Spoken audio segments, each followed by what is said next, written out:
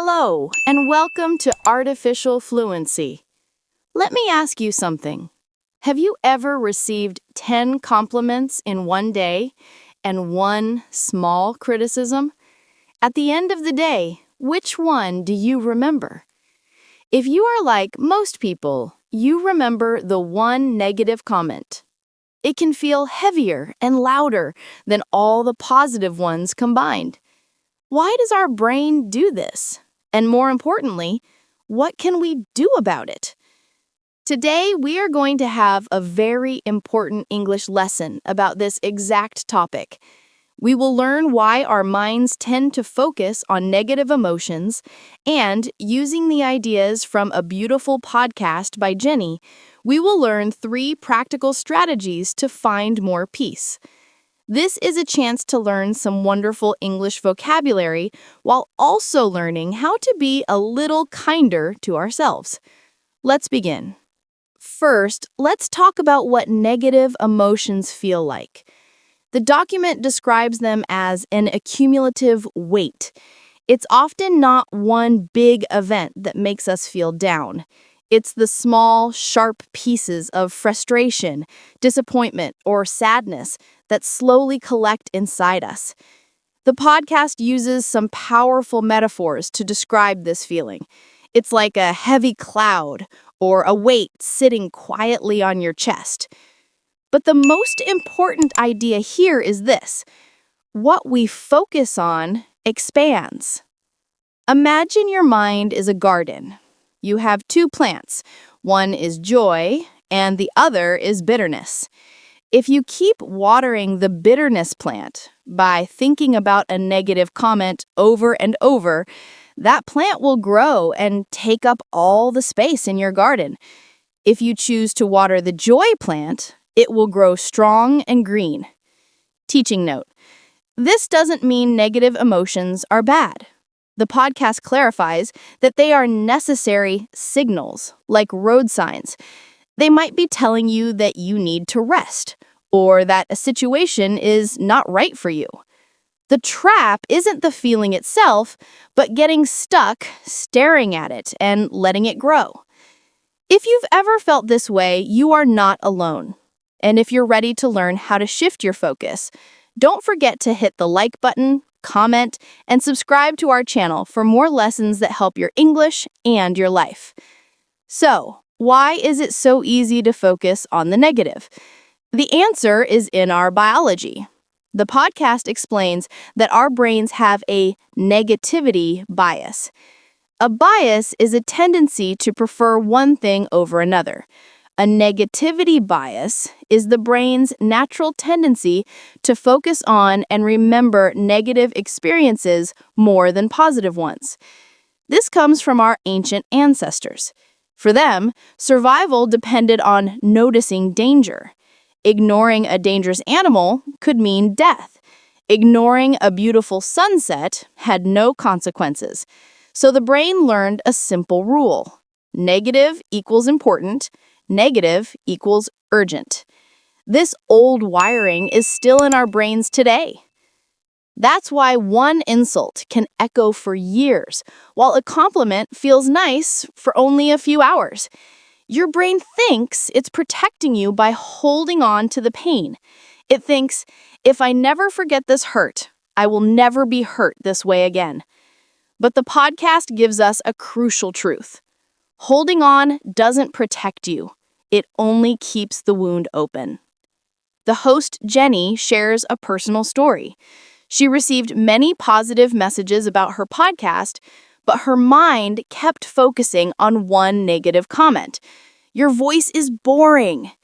It shows that the problem is not the reality, but the extra weight our mind gives to the negative. And this leads us to the most empowering sentence in the whole lesson. You are not your brain. You are the one who chooses where to place your attention. Recognizing this pattern is the first step to freedom. Okay, so we know our brain has this bias. How do we fight it? The first strategy is not about forced positivity. It's a gentle and consistent practice of redirecting your focus. The podcast uses a simple analogy. Turn your head. The world outside doesn't change, but your view does. If you practice looking for kindness, hope, and small joys, that will become your new, more common view. We need to redefine what joy is. It's usually not found in big, dramatic events. It's in the small, easily missed moments. Examples of small joys: a child laughing, the taste of your morning coffee, a favorite song coming on the radio, a clean shirt. We also have quiet victories. These are small wins that we should celebrate. Examples include answering a difficult email, studying English for 15 minutes when you were tired, or cooking a healthy meal. This is a habit. You need to practice it. The podcast says, good things need roots first. Every time you notice a small joy, the roots of positivity grow a little deeper in your mind. Actionable practice. Here is something you can do today.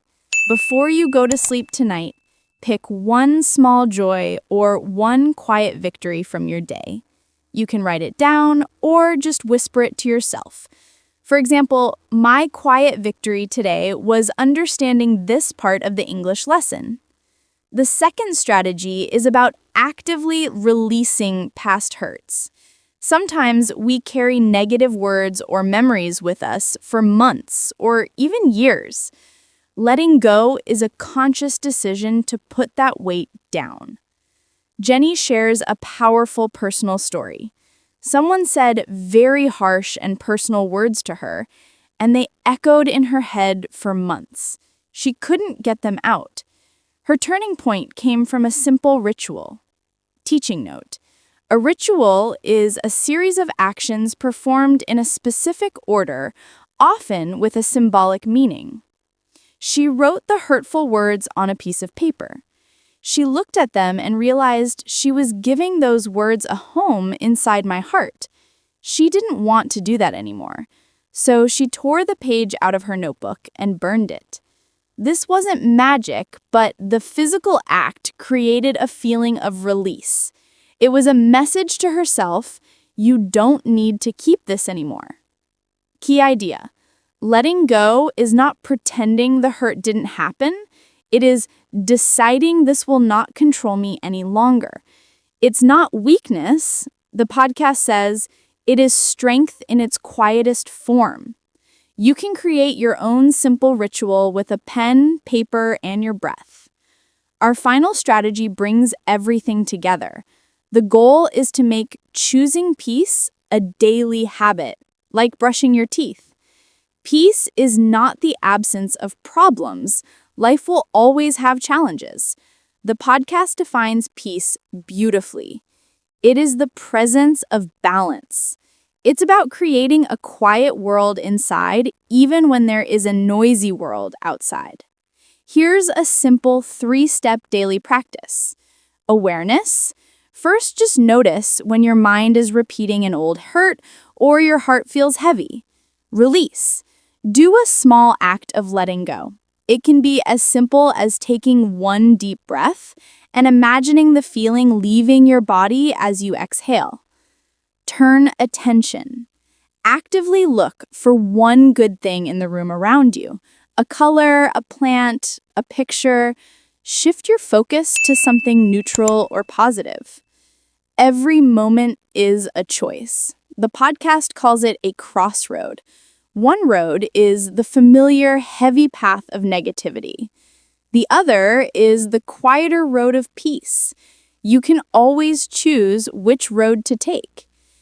We have covered some very deep and useful ideas today. We learned that our brains have a natural negativity bias, but we are not our brains. We have the power to choose where we place our attention. We learned 3 strategies to help us do this: shifting our focus to small joys and quiet victories, creating rituals to let go of past hurts, and making the choice for peace a daily practice. The goal is not to ignore sadness or pretend that difficult things don't happen. The goal is to create balance. It is to make sure that the small, shining pieces of good are given just as much space in our minds as the hard parts. Thank you for joining me for this thoughtful English lesson. I hope it helps you find a little more peace in your day. Remember to be kind to yourself. You are doing a great job. Until next time. Picture this. You're sitting in a nice restaurant. The waiter comes to your table and says, "Are you ready to order?" Your mind goes blank. You know what you want to eat, but you don't know how to say it in English. You panic. You point at the menu. You feel embarrassed. This happens to so many English learners, but after today's lesson, it will never happen to you again. Hello, my dear English learners. Welcome back to our channel.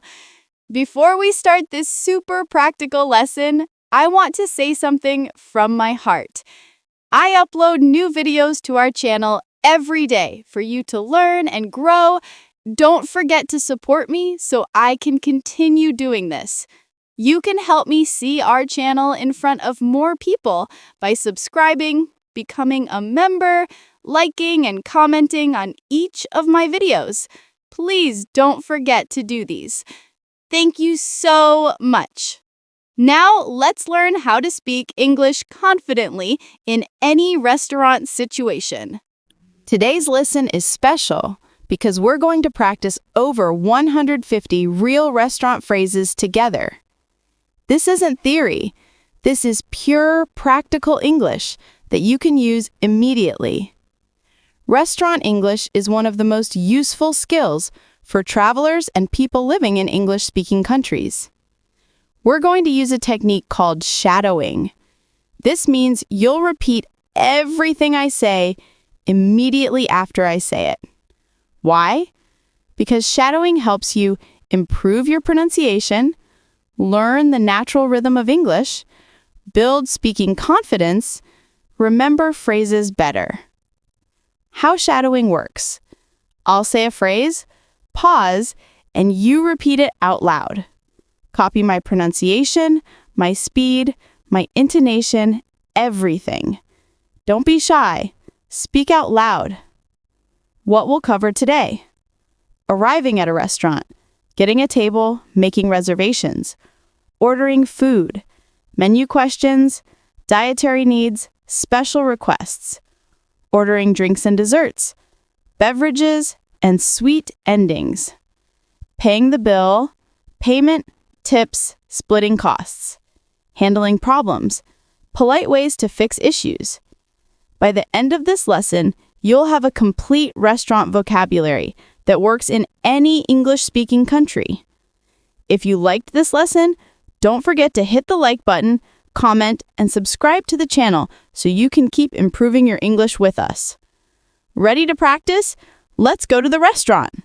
First, let's learn what to say when you arrive at a restaurant. Getting a table. The most basic question when you arrive. Do you have a table for two?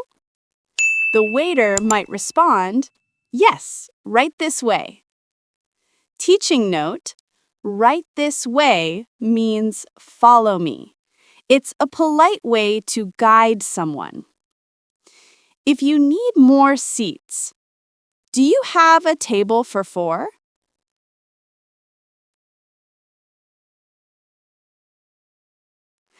Do you have a table for six?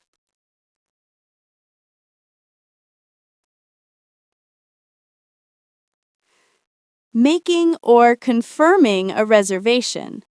If you called ahead to reserve, I have a reservation under Tom.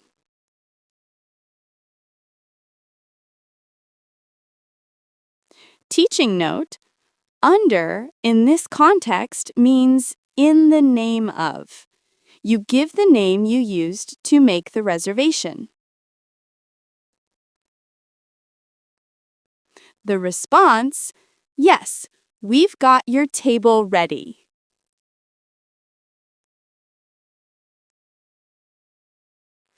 If you want to make a reservation for later, can I make a reservation for tonight?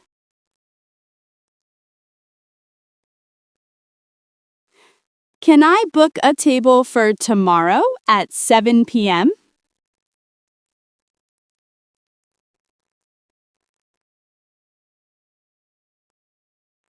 Asking about seating preferences.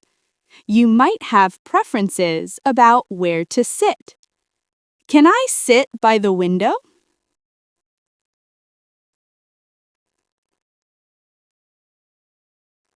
Response: Sure, please follow me.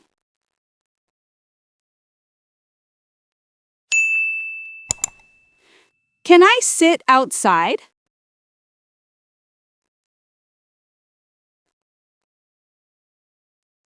Alternative way to ask: Do you have outdoor seating?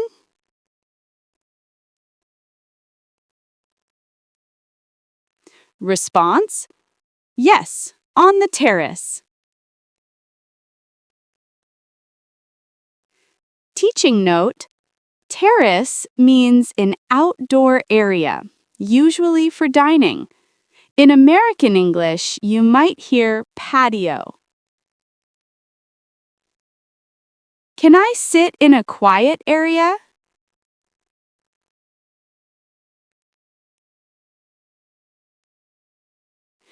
Do you have a booth available?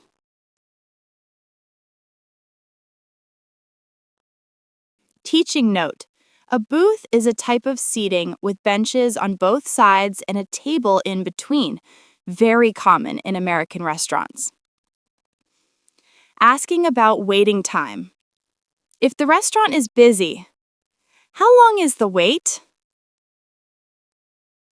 Response: About 15 minutes. Practical questions. What are your opening hours? Response: We're open from 12 to 10 p.m. Do you have free Wi-Fi? Response: Yes, here is the password. Is there a restroom? Response: Yes, in the back to the left. Teaching note: Restroom is the polite American term. British English uses toilet or loo. Bathroom works everywhere. Can I bring my dog? Response: Yes, but only in the outdoor area. Perfect. You now know how to handle arriving at any restaurant. Let's move to ordering food. This is the most important section because ordering food is why you're at the restaurant. Asking for recommendations. When you don't know what to order. What's today's special? Teaching note: Today's special, or daily special, is a dish the restaurant features that day, usually fresh or discounted. Response: Grilled salmon with rice. What do you recommend? The pasta is very popular. What's good here? What's your most popular dish?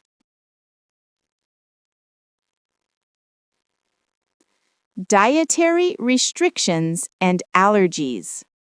This is very important for your safety. I'm allergic to seafood. Response: Thanks for telling us. We will be careful.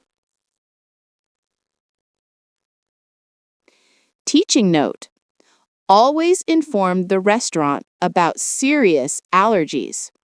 Say, I'm allergic to, not just, I don't like.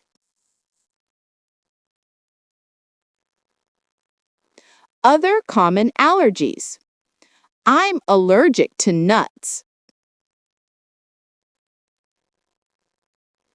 I'm allergic to dairy.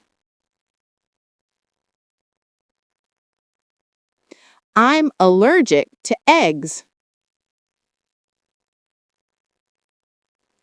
Asking about dietary options.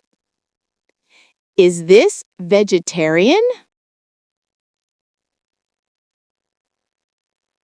Yes, it has no meat. Is this vegan? Teaching note: Vegetarian equals no meat or fish. Vegan equals no animal products at all. No meat, dairy, eggs, or honey. Is it gluten-free?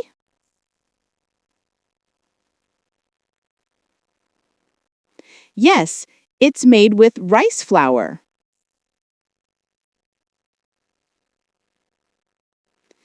Does it contain pork?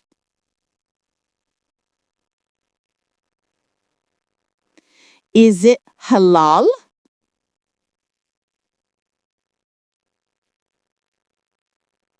Is it spicy? Making special requests. You can customize your order. Can I get that without onions? Response: Of course, no problem. Teaching note: Without is key for removing ingredients.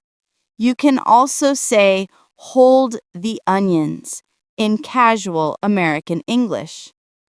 More examples. Can I get it without cheese? Can I get it with extra vegetables? Can I change the side dish? Response: Yes, fries or salad. Can I get rice instead of potatoes? Asking about portion size. How big is the portion? It's quite large. Teaching note: If you're not very hungry, you might ask this to avoid ordering too much food. Is it enough for 2 people? Can I get a half portion? If you liked this lesson, don't forget to hit the like button, comment, and subscribe to the channel so you can keep improving your English with us. Asking about preparation. How is it cooked? Is it fried or grilled? How spicy is it? Response: It's medium spicy. Sharing and set menus. Can I split this dish? Response: Yes, we can bring 2 plates. Teaching note: Split means to divide between people, common when sharing food. I'll have the set menu. Response: Good choice. That comes with soup and dessert. Teaching note: Set menu, or fixed menu, means a complete meal with multiple courses for one price. Asking about refills. In some countries, drink refills are free. Are refills free? Response: Yes, for soft drinks. Teaching note: Soft drinks means non-alcoholic beverages like soda, juice. Refill means getting your glass filled again. Making your order. When you're ready, I'll have the grilled chicken. I'd like the vegetable pasta, please. Can I get the seafood salad? Teaching note. All three phrases work. I'll have is most common. I'd like is slightly more formal. Can I get is casual American style. I want something light. Response. The salad is perfect and light. I'm very hungry. What's filling? Teaching note. Filling means it will make you feel full, substantial, satisfying food. Now let's learn to order drinks and finish with dessert. Asking about drinks. What drinks do you have? Response. We have soda, juice, tea, and coffee. Do you serve alcohol? Yes, we have beer and wine. Ordering water. Can I have water, please? The waiter might ask, still or sparkling? Teaching note. Still water is regular water. Sparkling water is carbonated water with bubbles. Your answer. Still water, please. Or, sparkling water, please. Can I have tap water? Teaching note. Tap water is free water from the sink. In most English-speaking countries, restaurants must provide free tap water. Ordering other drinks. I'll have a Coke, please. Can I get orange juice? I'd like a coffee after my meal. Do you have iced tea? Asking about desserts. What desserts do you have? Response. We have chocolate cake, cheesecake, and ice cream. Do you have a dessert menu? What's your specialty dessert? Asking about dessert details. Is the cake fresh? Yes, it's made daily. Is it very sweet? Do you have sugar-free desserts? Yes, we have fruit salad. Ordering dessert to go. Can I get dessert to go? Yes, of course. We will pack it for you. Teaching note. To go, American, or takeaway, British, means you take it with you instead of eating at the restaurant. Can you box this up? Teaching note. Box up means to put leftover food in a container to take home. After your meal, it's time to pay. Let's learn the essential phrases. Requesting the bill. Can I have the bill, please? Response. Sure, here it is. Teaching note. British English says bill. American English says check. Both are understood everywhere. American version. Can I get the check, please? Informal version. Check, please. Splitting the bill. When dining with friends, can we split the bill? Response. Yes, how many ways? Teaching note. How many ways means how many people are paying separately? Your answer. 3 ways, please. Alternative. Can we pay separately? Can I pay for my portion only? Payment methods. Do you accept credit cards? Do you take cards? Response. Yes, we do. Can I pay by card? Do you accept contactless payment? Teaching note. Contactless means tapping your card or phone without inserting or swiping. Can I pay with cash? Asking about service charges and tips. Is service included? Yes, that's 10%. Teaching note. Service or service charge is a fee added to your bill, similar to a tip, common in the UK, less common in the US. Is tipping expected?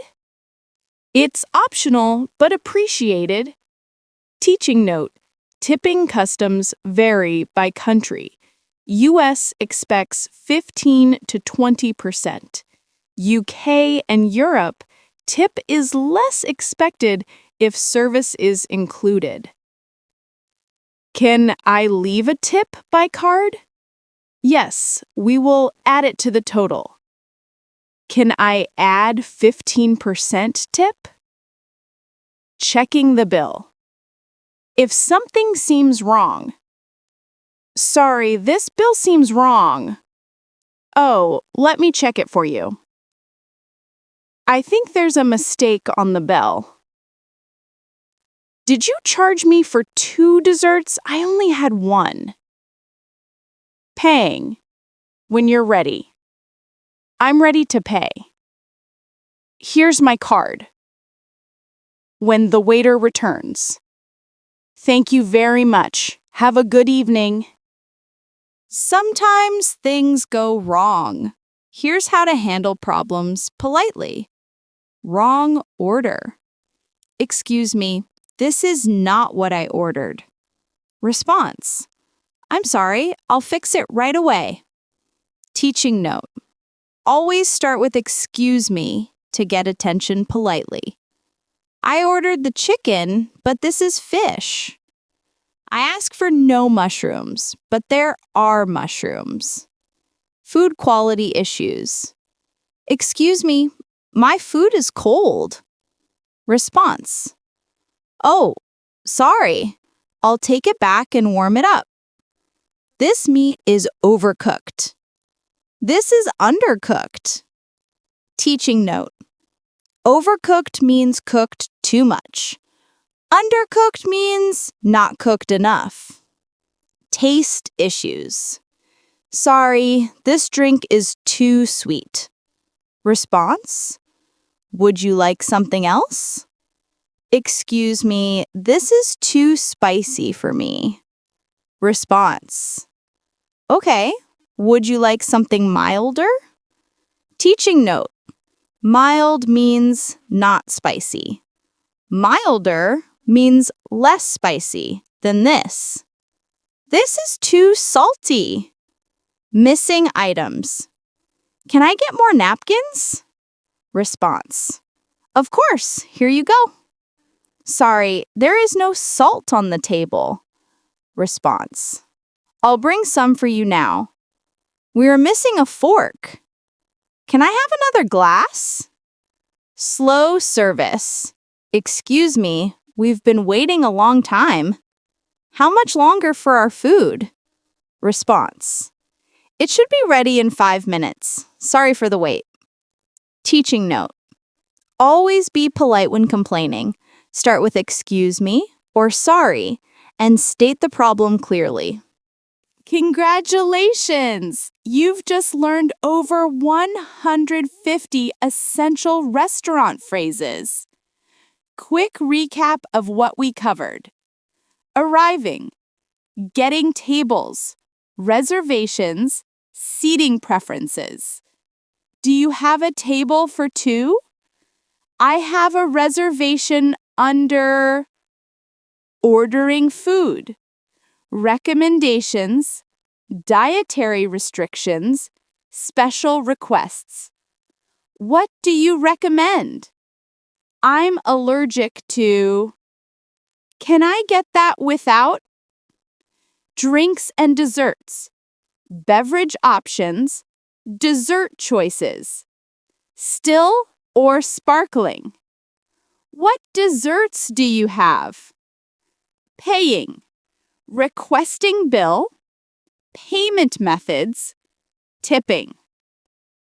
Can I have the bill, please? Can we split the bill? Handling problems. Wrong orders. Quality issues. Excuse me, this is not what I ordered. Your homework. Practice these phrases out loud at home. Imagine you're in a restaurant and have a full conversation with yourself. Arrive and get a table. Order food and drinks. Ask for the bill. Handle a small problem. The more you practice saying these phrases, the more automatic they become. Pro tip: next time you're at a restaurant, even in your own country, try to think how you would say things in English. This mental practice helps too. What's one phrase from today that you'll definitely use? Write it in the comments. Thank you for practicing with me for 30 minutes. Remember, confidence in a restaurant comes from knowing these simple phrases. You don't need perfect English. You just need to communicate clearly. Until next time, keep practicing, keep shadowing, and enjoy your meals in English.